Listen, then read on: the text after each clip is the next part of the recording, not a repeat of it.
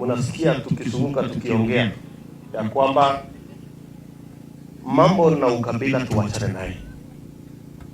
Na jana nilisema mambo unaongea usiku pia uongee mchana.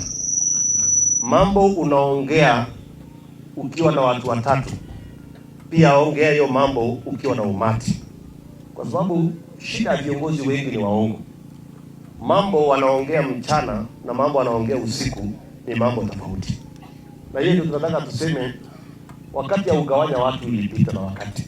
Hii ni wakati ya kuunganisha watu wote. Unajua, mimi nasikia watu wengine wanasema ati wanatafuta kiti inaitwa kingpin. Hata wewe Aaron, usijirudishe nyuma utafute kiti inaitwa kingpin.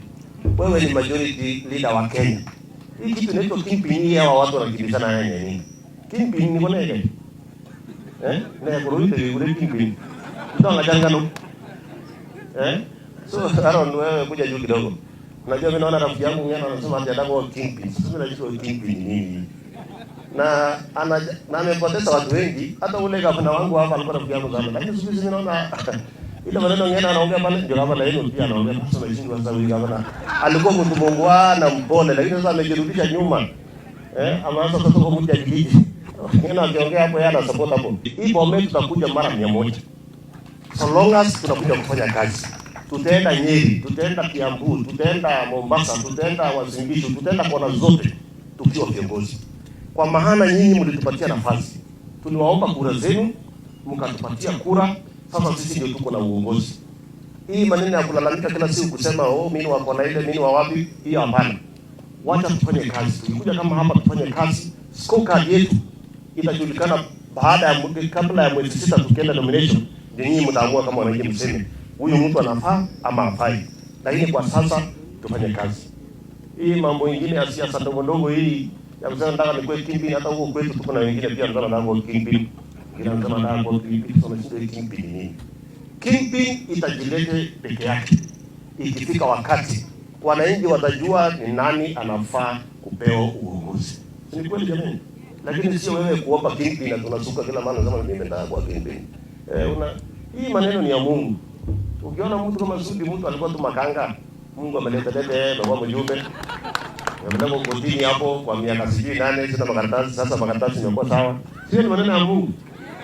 So sasa hivi tuko level moja na Aaron, hata mjifanya alimuenda ile wazi. Sisi tuko level moja na nyinyi sasa hivi kwa sababu yangu ilikuwa satisfied kwanza for 8 years, for good 8 years. Wakipekua kila siku wanarudia wanarudia. Na yako ilikuwa mwaka ile kama mambo ile wazo kwa sawa na bila sigei sasa hivi. So sigei ukapoa akitaka kwa muda, lakini sasa unaona huyu sigei amesimama na nini sana. Unaona wakati nilikuwa nikiangalia ile serikali nyingine, nikibebwa na ndege sigei anapiga hapo asubuhi. Nikipigishwa na ile Subaru sigei anapiga. So huyu gavana senator wenu ni jamaa muungwana sana. Huyu wakati alisema anasimama kuomba Senate, nilimkataza.